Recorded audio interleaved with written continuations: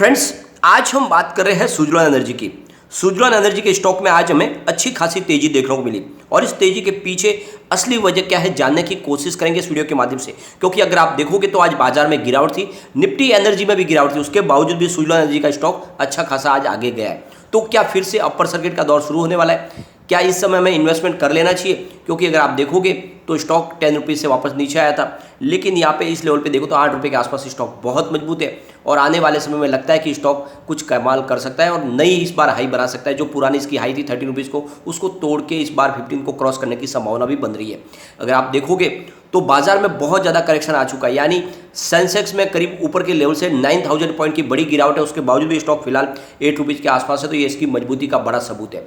यहाँ पे 2-3 बड़ी अपडेट है जिनको डिस्कस करेंगे और सुजलॉन एनर्जी के कारोबार को देख के हम आगे क्या संभावना तय कर सकते हैं, क्या इस समय इसमें इन्वेस्टमेंट करना चाहिए, क्या आने वाले समय वाकई में ये मल्टी बैगर बन सकता है। तो इसके लिए सुजलॉन एनर्जी के बैकग्राउंड में जाके देखना पड़ेगा कि आखिर सुजलॉन एनर्जी का कारोबार क्या है और सुजलॉन एनर्जी कितनी मजबूत है और आने वाले समय में क्यों सरकार को इसके ऊपर पूरा ध्यान देना पड़ रहा है, क्यों सरकार इसके ऊपर एक तरह से रहम कर रही है। आप देखोगे तो सरकार ने इनका सारा कर्ज ओढ़ा है, इसका मतलब यह है कि सरकार को इनसे कुछ बड़ी अपेक्षा है। तो इन सारी बातों को जानेंगे इस वीडियो के माध्यम से। लेकिन फ्रेंड, उससे पहले अगर आप पहली बार हमारे चैनल पे आए तो चैनल को सब्सक्राइब कर दीजिए, एक बेल आइकन दबा दीजिए ताकि जब भी नया वीडियो बने पहला नोटिफिकेशन आपको मिले। वीडियो पसंद आए तो लाइक शेयर जरूर कीजिए। चलो फ्रेंड्स, वीडियो स्टार्ट करते हैं। मैं हूं आपका दोस्त एसबी दवे और हमारे अपने चैनल ऑनलाइन कमाई में आपका बहुत बहुत स्वागत है। सबसे पहले आज के कारोबार को डिस्कस कर लेते हैं। तो स्टॉक ओपन हुआ 8.10 पर, लो बना 8.05 का और हाई है आज का 8.50 का। अंत में 8.30 पर क्लोजिंग रही, जहां पे 1.84% की लगभग 2% की हमें तेजी देखने को मिली।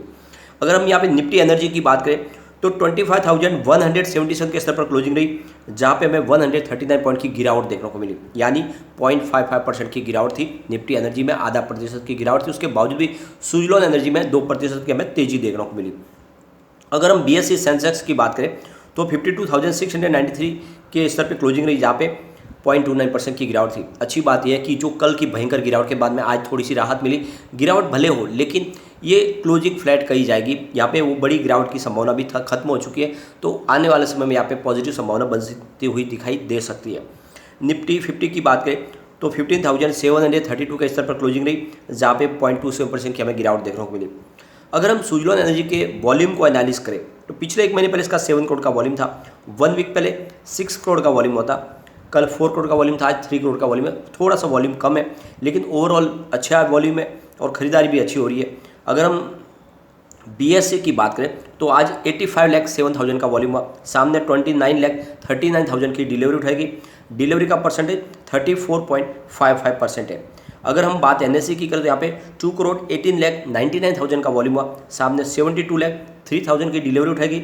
डिलीवरी का परसेंटेज 32.89%। तो दोनों एक्सचेंज में अच्छी खासी क्वांटिटी में कामकाज हुआ। अब सबसे बड़ी बात है कि क्यों गवर्नमेंट इतनी हेल्प कर रही है सुजलॉन एनर्जी की, आखिर क्या मंशा है सरकार की? तो सरकार की मंशा ये है कि किसी भी तरीके से 2030 तक जो ग्रीन एनर्जी का इस्तेमाल है वो 50% होना चाहिए, यानी जो भी ऊर्जा का इस्तेमाल हो उसमें 50% योगदान ग्रीन एनर्जी का हो। और ग्रीन एनर्जी में जो मुख्य स्रोत है वो विंड पावर और सोलर पावर ही है। और विंड पावर में इंडिया की नंबर 1 कंपनी है सुजलॉन एनर्जी, बहुत ही पुरानी कंपनी है। और यहाँ पे अगर देखें तो एक सुजलॉन के पास सबसे बड़ा प्लस पॉइंट है कि सुजलॉन एनर्जी ऐसी कंपनी है जो जमीन अधिग्रहण से लेके पूरे डॉक्यूमेंट बनाने से लेके परमिशन से लेके पूरा का पूरा इंफ्रास्ट्रक्चर डेवलप करके आपको कारोबार शुरू करके देने वाली कंपनी है। तो इनके पास ज़मीन की शुरुआत से लेके वर्किंग कंडीशन में लाने के मशीनरी लाने तक का सारा अनुभव है इनके पास और सरकार चाहती है कि इसका पूरा फायदा उठाया जाए और इसीलिए सरकार ने इनको सहयोग करना शुरू कर दिया है। तो ऐसे में आप समझ लो कि जो लोग कहते हैं कि आने वाले समय में सुजलॉन एनर्जी डूब जाएगी, ये दूर दूर तक कहीं दिखाई नहीं दे रहा है। जिस तरह से सरकार ने इनका सारा कर्ज अपने पे ओढ़ लिया है, यानी 2 सरकारी पावर कंपनियों को वो सारा कर्ज ट्रांसफ़र कर दिया है जो SBI और 15 अलग अलग बैंकों का था, तो उससे आप बात को समझ लेना चाहिए कि यहाँ पे ये स्टॉक ऐसा है जिसमें आपको इन्वेस्टमेंट करना है। आने वाले समय ये इन्वेस्टमेंट कई गुना बढ़ने की पूरी संभावना बन चुकी है। यहाँ पे अगर आप देखोगे तो कंपनी अपने इस सेक्टर में बहुत मजबूत कंपनी है। इसकी जो प्रेजेंस है वो 17 कंट्रीज़ में, ये आपको ध्यान रखना, विश्व के 17 देशों में कंपनी कामकाज कर रही है। और यहाँ पे अगर देखोगे इनके पास बहुत ही एडवांस टेक्नोलॉजी है और इनका एक्सपीरियंस बहुत अच्छा है और इसीलिए यहाँ पे लगातार इनका कारोबार बढ़ रहा है। अब सबसे बड़ी बात है कि तुलसी तांती ने ये शुरुआत कैसे की। तो अगर हम इसके बैकग्राउंड में जाके देखें तो तुलसी तांती का जो पारिवारिक जो बिजनेस था वो था टेक्सटाइल का बिजनेस, सूरत में इनका कारोबार था, लेकिन उनमें उनको लॉस हो रहा था। उसके पीछे वजह की जो इनकी कॉस्ट थी, इनपुट कॉस्ट बढ़ रही थी और बिजली महंगी हो रही थी और वो खर्च निकल नहीं पा रहे थे और इस वजह से कंपनी लॉस में जा रही थी। तो इन्होंने वो कारोबार को देख के तुलसीदास गांधी को आइडिया आया कि अपने प्रोडक्शन के लिए हमारी खुद की बिजली होनी चाहिए। तब उन्होंने 2 विंड पावर खरीदे थे पुराने और वहाँ से इनको आइडिया आया कि ये ग्रीन एनर्जी का कारोबार आगे बढ़ाना चाहिए। तो फिर इन्होंने अपना जो पूरा जो बिजनेस था, अपना पुराना बिजनेस जो टेक्सटाइल का कारोबार था, अपना परिवार का जो बिजनेस, उसको छोड़ के इन्होंने फिर यहाँ पे शुरुआत की विंड पावर की। तो ये धीरे धीरे इनका बिजनेस बढ़ते गया, बहुत ही अच्छा अचीवमेंट इनको मिला। उस समय इन्होंने सक्सेस भी हुई, लेकिन फिर ज़्यादा करके फंड की जरूरत पड़ी, बिजनेस में बहुत ज़्यादा प्रॉब्लम आने लगी। उस समय तो ये सेक्टर भी बिल्कुल नया था।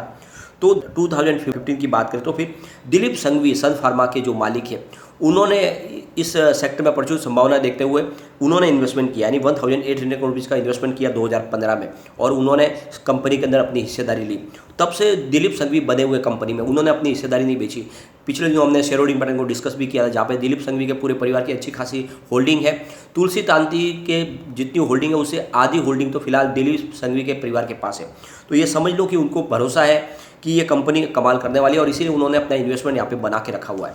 तो ये समझ लो कि जो लोग लगातार अफवाह फैला रहे कि यहाँ पे प्रमोटर ने अपनी होल्डिंग को बेच दिया है, यहाँ से एफआई चले गए, उन बातों में आने की कोई ज़रूरत नहीं है। यहाँ पे कंपनी का भविष्य मुझे बहुत ही ज़्यादा ब्राइट दिखाई दे रहा है, जहाँ से इस समय अगर आप इन्वेस्टमेंट करते हो तो आपका इन्वेस्टमेंट कई गुना बढ़ने की संभावना है। और जिस तरह से अगर आप देखोगे तो आज गिरते बाजार में इसने पॉजिटिव क्लोजिंग दिखाई है, ये एक बहुत बड़ा पॉजिटिव ट्रिगर है और इस मौके का आपको फायदा उठाना चाहिए। यहाँ पे आपको इन्वेस्टमेंट करना चाहिए। मुझे लगता है आने वाले 1-2 दिन में यहाँ पे फिर से अपर सर्किट का दौर शुरू हो सकता है और फिर यहाँ पे आपको एंट्री करने का मौका नहीं मिलेगा, तो यहाँ पे एंट्री कर सकते हो सकता है कि थोड़ी बहुत और गिरावट हो। इसके पीछे वजह भी है, इसके पीछे वजह है यहाँ पे क्रूड ऑयल की प्राइस जो लगातार फिर से बढ़ने लगी है, तो बाजार में गिरावट की संभावना बन सकती है। इंडियन रुपीज़ भी काफ़ी ज़्यादा गिर चुका है। अच्छी बात यह है कि थोड़ा फिलहाल ये 78 के स्तर पर है, क्योंकि ये इसके और ऊपर का लेवल तोड़ के आया। तो यहाँ पे अगर आप देखोगे तो अभी फिलहाल रुपीज़ काफ़ी कमज़ोर हो गया है और इसका असर बाजार में देखने को मिल रहा है।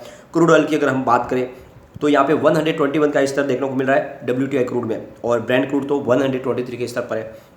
और ये सबसे बड़ी चिंताजनक बात है। जिस तरह से क्रूड ऑयल की प्राइस बढ़ रही है तो सारी महंगाई बढ़ सकती है और इस वजह से बाजार पे दबाव आ सकता है और एफआई तो लगातार बिकवाली कर ही रहे।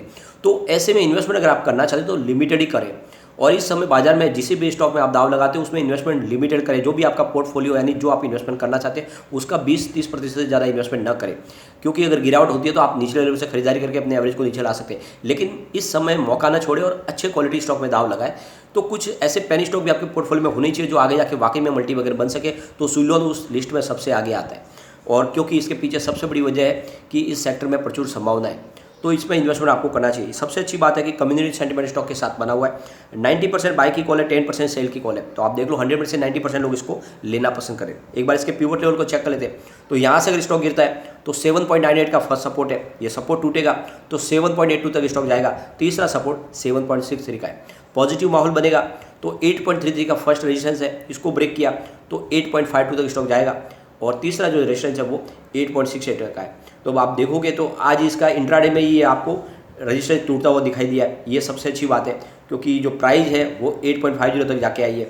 तो इससे एक बात तो समझ में आ रही है कि स्टॉक काफ़ी मजबूत है और जो हमारा सेकंड रेजिस्टेंस को टच करके आया, तो इससे तो समझ गए स्टॉक बुलिश जोन में आने वाले समय स्टॉक कमाल कर सकता है। तो इसमें सिर्फ लॉन्ग टर्म का नजरिया लेकर इन्वेस्टमेंट करें और शॉर्ट टर्म इन्वेस्टर एंट्री और एग्जिट का ध्यान रखें। जैसे ये भी मौका है एंट्री का, यहाँ पे एंट्री कर ले, जैसे ही 10:30 के आसपास स्टॉक जाता है तो वहाँ पे एग्जिट करने की कोशिश करें। इस तरह से स्ट्रेटजी अगर सेट करके आप चलोगे तो आराम से उसमें आप शॉर्ट टर्म में भी पैसा कमा सकते हैं। लेकिन एक बात का ध्यान रखें, जो भी शॉर्ट टर्म इन्वेस्टर है उनको स्टॉप लॉस लगाना चाहिए, कभी भी स्टॉप लॉस लगा के ही काम करें।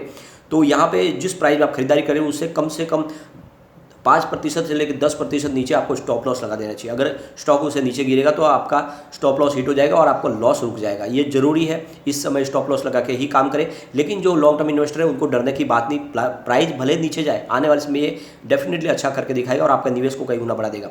मुझे यकीन है कि स्टॉक आने वाले 5 साल में 500 को आराम से टच करेगा। तो बिल्कुल निवेश करें, कम से कम 5 साल के लिए एफडी कर ले, ये स्टॉक आपको मालामाल कर देगा। लेकिन फ्रेंड, कोई भी इन्वेस्टमेंट करने से पहले अपने फाइनेंशियल एडवाइजर से बात ले ले या अपना खुद का रिसर्च करें, क्योंकि मैंने वीडियो आपके एजुकेशनल पर्पज के लिए ही बनाया।